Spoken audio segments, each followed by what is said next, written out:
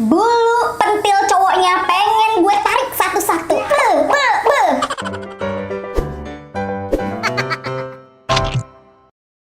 Hi everyone, welcome back to my channel Azik. Hey, apa kabar semuanya? Balik lagi di channel Rachel Godard. Di video kali ini, video yang paling ditunggu-tunggu, apalagi kalau bukan curhat time. Dimana nih, kemarin tuh gue sempet tanya sama teman-teman, punya gak sih pengalaman cerita tentang pacar atau pasangan yang toxic? Jadi toxic relationship. Penasaran gak sih ceritanya kayak apa aja? Jempolnya mana? Jempolnya mana? Like dulu dong videonya, abis itu subscribe dan share ke seluruh sosial media yang kalian punya. And now let's move on to the video. Tahun 2009 gue pernah pacaran sama satu cowok. Abis gitu tinggal bareng di kosan gue. Naca. Dan selama pacaran gue yang nanggung biaya hidup gue dan biaya hidup dia. Pada saat itu gue SPG dan menjadi simpenan gadun. Selain numpang hidup, dia juga kasar dan suka main tangan. Pernah pas putus, kepala gue ditodong pistol biar mau balikan. Ini cowok siapa? Kok bisa punya pistol sih?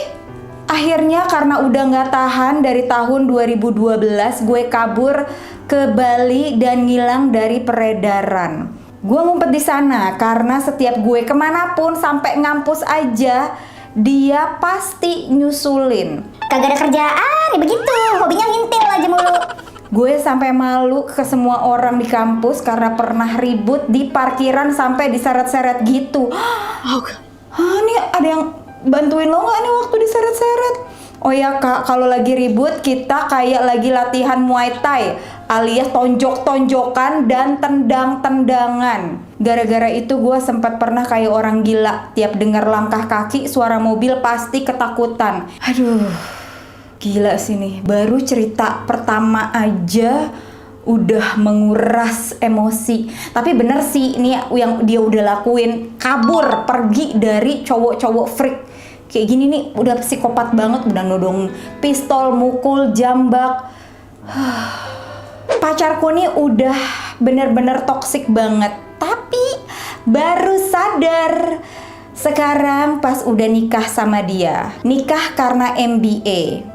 Sebenarnya selama pacaran udah kelihatan jelas sifat-sifat dia kayak gimana. Cuma aku kayak buta gitu kak. Aku sama dia pas pacaran enak-enak setiap hari. Kalau dia marah, aku selalu dikatain konti bangsa. Pokoknya kasar banget. Sampai akhirnya aku hamil anak dia dan nikah. Setelah nikah semakin menjadi. Ini bener banget nih guys, bener banget.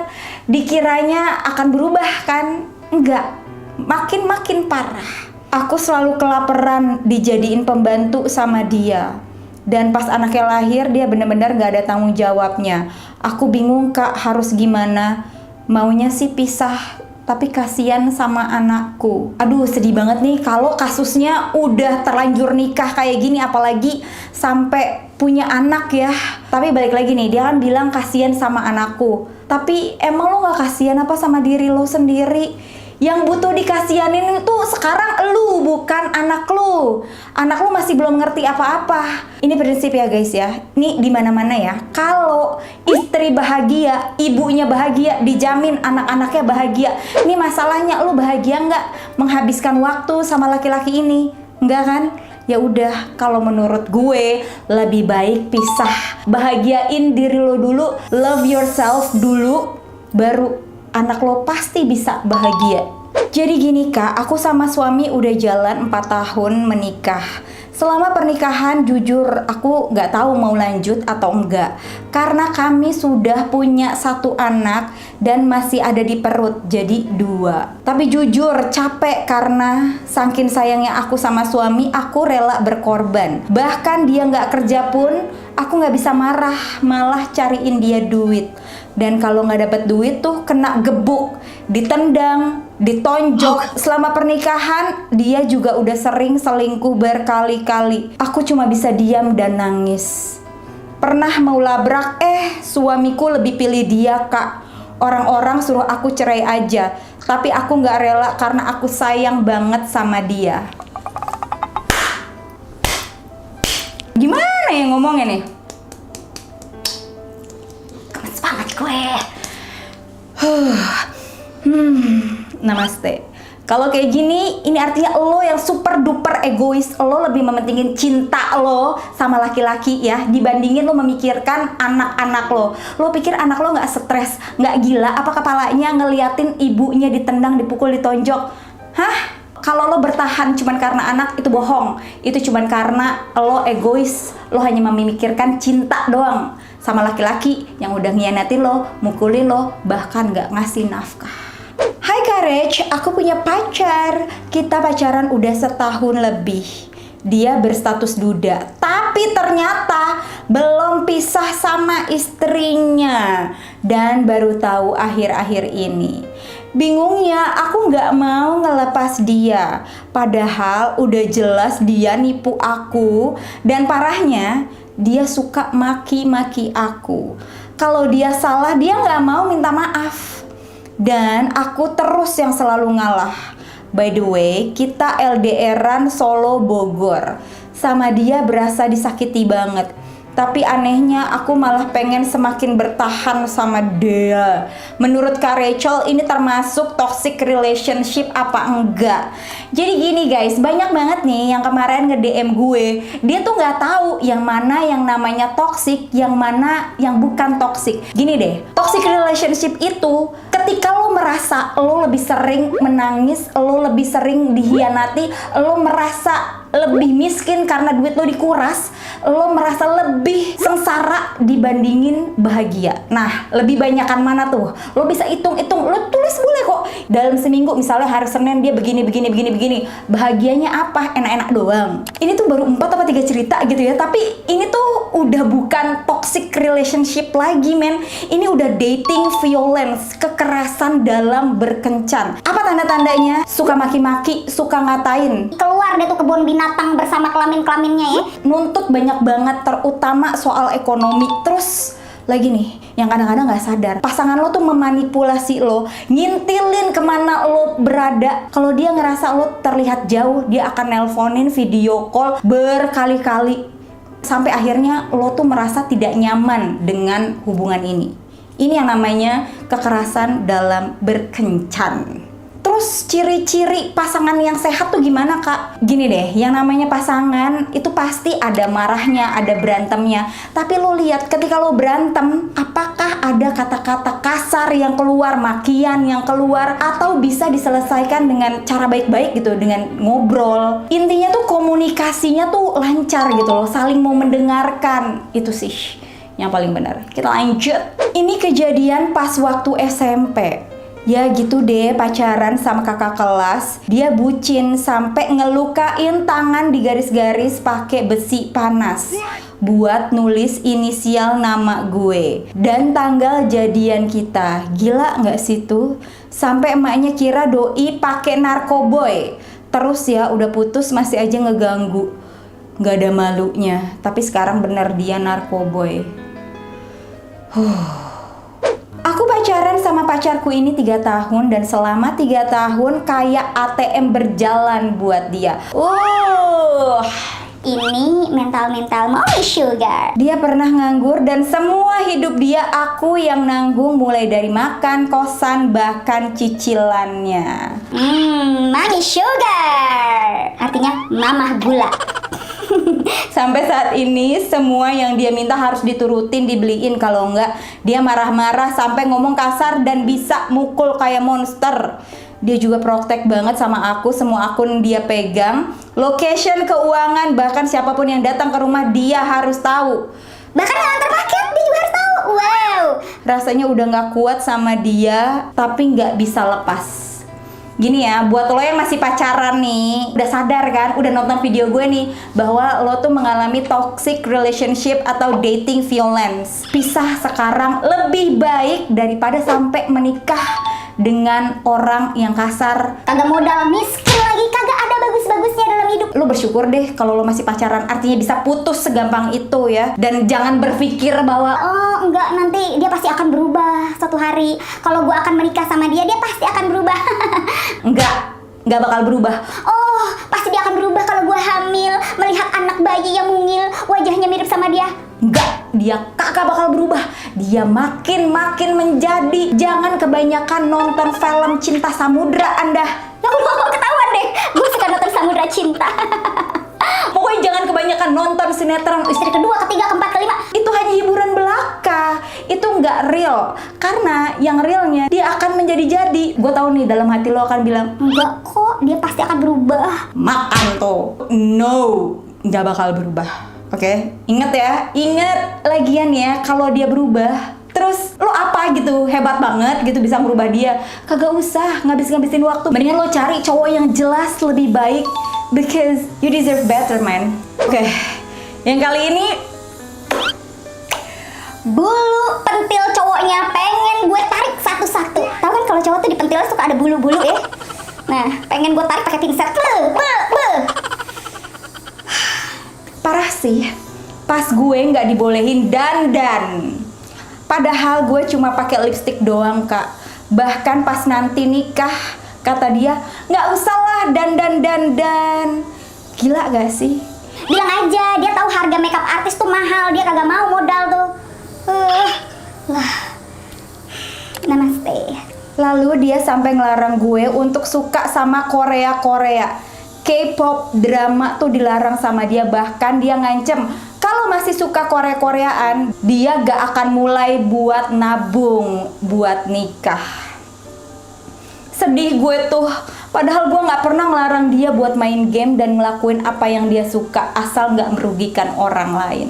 Satu lagi nih Kak, kalau dia bete aku ngelakuin apa yang dia gak suka, dia suka ngasih aku silent treatment. Bisa sampai berbulan-bulan dong. Gue gak paham nih sama cowok-cowok yang marah kalau ceweknya suka K-pop. Kenapa sih? Dia kan gak nyusahin lo, gak bikin hidup lo melarat. Kenapa gitu loh? Toh juga lo punya hobi lain kan, kayak misalnya ngegame, mungkin main mobil atau ngumpul sama teman-teman lo. Kenapa sih? Menurut gue tuh yang kayak gini-gini tuh pasangan tuh nggak usah ikut campur, bisa nggak sih? Nih ada hal-hal yang laki-laki atau perempuan atau pasangan kita lah ya, gue nggak mau generalisasi nih, yang nggak perlu ikut campur. Yang pertama, gaya make up, oke? Gue paling gak demen nih sama cowok yang mulutnya lemes, yang komentarin, aduh Sayang, kok bibir kamu kemerahan? Sayang, bedak kamu ketebelan? Sayang, alis kamu kayak ulet bulu? lo perfect amat. Lo lebih cakep dari Hamis Daud. Aduh, punggung gue. Aduh, pegal. Aduh. Kesel aku tuh. Itu. Yang kedua, berat badan. Gak usah lah ngomentarin. Aduh, kamu gendutan kurusan. Sama satu lagi, penampilan lo mau pakai baju apa juga ya, selama lo nyaman. Kagak usah lah dikomentarin gitu loh tentang baju pasangan lo. Itu hak azazi manusia, mau pakai baju yang kayak apa, mau pakai bajunya yang kebuka, ketutup, mau menutup diri dari ujung rambut sampai ujung kaki, bebas. Biarkan dia memilih jalannya, jangan lo atur-atur. Kalau kagak suka, tinggalin. Gampang kan? Pacaran udah 4 tahun sama cowok aku yang ngambil keperawanan aku. Alhamdulillah sampai ini dia masih sama aku. Tapi kadang yang bikin aku gak tahan pacaran sama dia itu kasar dan bahasa dan perilakunya kalau lagi marah. Pacaran sama dia tuh hampir semuanya aku yang keluarin uang. Aduh, kalau dia kerja terus gajian, pasti kebutuhan dia lebih banyak dikeluarin buat keluarganya, Kak. Aku kudu piye? Gini, tadi kan udah gue jelasin panjang kali lebar ya. Silahkan didengerin lagi, diulang lagi dari pertama sampai habis, sampai lu budek. Putus ego. Dulu pernah ngalamin toxic relationship. Jadi ceritanya pas pulang sekolah aku main sama teman-teman. Terus aku foto-foto sama teman-teman pakai baju pendek yang kelihatan bahunya gitu. Terus pas cowok aku buka HP aku dan liatin foto itu, dia langsung marah. Sampai ngata-ngatain aku, bahkan HP ku dibanting sama dia. Biasanya nih ya, cowok-cowok yang kayak gini nih ngelarang-ngelarang nih ceweknya pakai baju-baju yang mini. Tapi dia tuh suka follow tuh cewek-cewek yang pakai baju seksi. Giliran di post dikit, di zoom, di like ya. Gitu, egois banget emang. Lagi emang kenapa sih kalau kelihatan baku? Hah? Kagak pernah nonton video Rachel Goddard apa? Hah?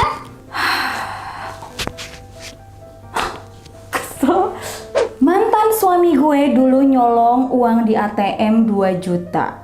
Dimana saat itu gue nabung buat biaya lahiran. Gue sampai nangis-nangis karena nggak nyangka ada yang ngehack ATM gue dan bolak-balik ke bank. Baru pas pulang dia jemput dan gue kekeh mau bikin laporan polisi untuk buka CCTV. Di situ dia baru ngaku dia yang ambil uang dan bilang bercanda. Tak kucing, bercanda lo nggak lucu nyet. FYI selama nikah dia nggak pernah ngehidupin gue dan anak-anak. Doakan gue dan anak-anak bisa hidup lebih bahagia, Cel. Gue jamin hidup lo udah lebih bahagia sekarang. Karena lo sudah terlepas dari mantan suami lo yang bisa-bisaan ya. Nih, prinsip dalam keluarga. Kalau lo tidak bisa bantu, jangan nyusahin. Gue berantem sama cowok gue karena gue replay instastory komika idola gue. Dia bilang bisa aja dari bales instastory, lanjut DM-an, terus tukeran line, terus chatan di line deket, terus jadi selingkuhan. Ketika para tokoh terkenal pada ngeblokir hatersnya, gue ngeblokir idola gue sendiri demi cowok gue. Gila, lu bucin banget. Aduh, ini pikirannya terlalu jauh gitu ya. Gimana sih yang namanya ngefans tuh biasa aja sih menurut gue. Lagian kenapa sih cowok lo tuh ribet banget gitu hidupnya. Emang bisa, tapi kan lu masalahnya di lu kagak mau gitu. Ya beda ya namanya suka gitu sama mengidolakan. Aduh, pacar lo mainnya kurang jauh cuy. Otaknya cuma segede kutil, sempit banget gitu loh, kayak susah. Inilah apa yang dibilang orang-orang, mainnya kurang jauh, pergaulannya kurang luas, temenannya cuma si A, B, C, udah. Dia tuh nggak punya temen yang bisa mengubah pikirannya dia supaya gitu ya, nggak apa-apa tuh cemburu, apa-apa curiga gitu. Lagian ya, yang namanya pacaran tuh butuh banget loh space. Bahkan setelah nikah pun itu butuh space buat mencintai diri sendiri, buat melakukan me time, ya nggak selalu berdua terus. Capek lu berdua terus tuh 24 jam selama 7 hari. Capek gitu. Capek sumpah. Dari hati banget nih.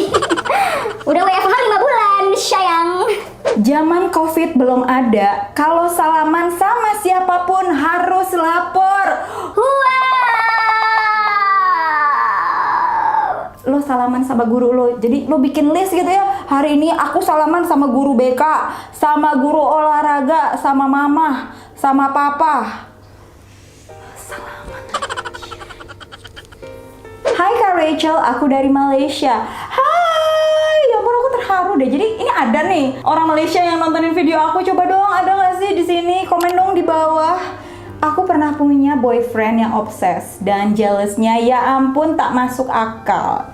Temenan sama kawan kuliah tak boleh, harus report everything ke dia. Puncak putus pernah satu hari di pasar malam ada penjual kasut tuh sepatu ya. Minta nomor HP aku. Salah sih aku report bilang ke dia tentang penjual itu. Terus dia ngambek, nyari si penjual, dia berantem sama penjual. Aku juga ditampar di situ karena menghalang-halangi dia. Ramai pada lihat aku malu banget. Aku putusin dia. Hari-hari dia nyari aku katanya nyesel. Tapi aku sudah tawar hati. Now I'm happy my life without him.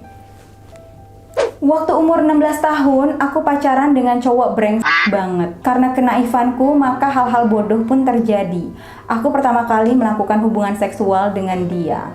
Setelah melakukan, perasaanku campur aduk dan lebih merasa bersalah, takut. Kita ngelakuinnya di hotel, dan aku yang bayar. Setelah itu, aku mengambil keputusan untuk berhenti pacaran sama orang ini. Karena dia matre, nggak pinter, pemikirannya sempit, dan kita pun putus. Setelah putus, dia mengancam aku selama 1 tahun. Dia maksa aku untuk balikan. Dia ngancam mau laporin ke orang tua aku, mau nyebarin foto dan video naked aku. Selama setahun itu, gak ada orang yang tahu tentang ini. Aku sangat depresi. Akhirnya aku ngaku ke mamaku kalau aku sudah pernah melakukan hubungan seksual. Aku kira mama papa bakal marah. Tapi ternyata mama papa berusaha untuk menenangkan aku karena aku nangis gak karuan. Dan mereka berjanji untuk cari jalan keluarnya. Setelah itu dia gak pernah ngancem lagi. Kayaknya mama papa nelpon dia dan ngasih tahu untuk gak ganggu aku lagi. Semoga menjadi pelajaran untuk semua. Mama papa lo berarti sayang banget ya sama lo. Dan satu hal, jangan pernah mau bugil kirim foto video ke siapapun. Mau katanya cinta, mau dijanji nikah. B-E-R-E-K, berak. So gue. Aduh. Oke guys, kali ini gue nih yang mau curhat. Kenapa gue bisa ngomong kayak gini? Karena gue pernah nih pacaran 4 tahunan ya sama cowok yang super toxic banget. Misalnya nih dia nelpon, gue lagi di kelas atau gue lagi di ojek nggak bisa ngangkat telepon, dia bakal maki-maki gue. Terus gue nggak boleh pakai baju yang gue suka, nggak bisa tuh pakai baju-baju bahu goals gitu, nggak mungkin gitu. Kalau misalkan nih gue lagi hangout sama teman-teman gue dan kedengeran suara teman gue lagi ketawa-tawa, dia pasti marah. Ini gongnya sih, dia pernah ngapusin semua kontak handphone gue, semua dihapus. Dari abang Gojek dia hapus. Gila, pusing banget gue kalau nggak punya telepon abang Gojek. Siapa yang nganter-nganterin gue nanti pas kuliah? Anyway, kalau lo udah nonton Q&A gue bareng sama nyokap gue dan sama adek gue, inilah cowok yang dimaksud. Ya, paham kan kenapa keluarga gue tuh sekesal itu sama mantan gue. Tapi dulu nih, gue masih bodoh banget. Dan dikala itu, gue nggak tahu mesti curhat ke siapa. Tapi kalau sekarang kan nih ada video cute time kayak gini nih. Jadi kalau misalkan lo tahu temen lo lagi ngalamin toxic relationship atau KDRT dalam rumah tangga, lo bisa nge-share video ini supaya lo tuh tahu lo tuh berhak bahagia, men. Lo tuh terlalu indah ya. Hidup lo tuh terlalu indah untuk dihabiskan sama cowok atau pasangan yang super toksik, yang suka ngancem-ngancem, yang suka maki-maki, yang suka ngasih silent treatment, yang suka pura-pura bunuh diri, yang suka pura-pura ninggalin, drama, pura-pura kecelakaan, apalah itu. Terus gimana caranya bisa lepas? Ya ngomong, putusin, kabur kalau perlu, blok semua WhatsApp, Facebook, Instagram, semua supaya nggak ada jembatan lagi untuk ngobrol. Bilang ke orang tua lo kalau lo udah putus. Bilang ke mereka kalau cowok ini tuh brengsek banget karena udah pernah mukulin lo. Beri penghargaan buat diri lo. Kayak misalnya nih ya, lo kan suka ngasih duit nih ke pacar lo ya. Bayarin cicilan lah, bayarin kosan, makan apa segala macam. Nah, uang itu lo pakai buat beli makeup, beli skincare, ke salon, beli baju bagus, beli sepatu bagus, jajanin adek lo, jajanin nyokap lo, jajanin bokap lo. Dan jangan pernah takut kehilangan sama cowok yang kayak gini. Kenapa? Karena lo sebelum sama dia lo baik-baik aja. Setelah putus sama dia lo pasti baik-baik aja. Terus nih kalau lo punya sahabat ya, dia lagi ngalamin toxic relationship atau toxic marriage, sebagai sahabat hal yang penting banget ditemenin, didengerin, jangan ceritanya disebarluaskan. Karena biasanya korban tuh merasa malu. Kalau dia udah bisa percaya sama lo, jaga kepercayaannya. Ingetin kalau dia tuh nggak salah. Ingetin juga untuk mencintai dirinya.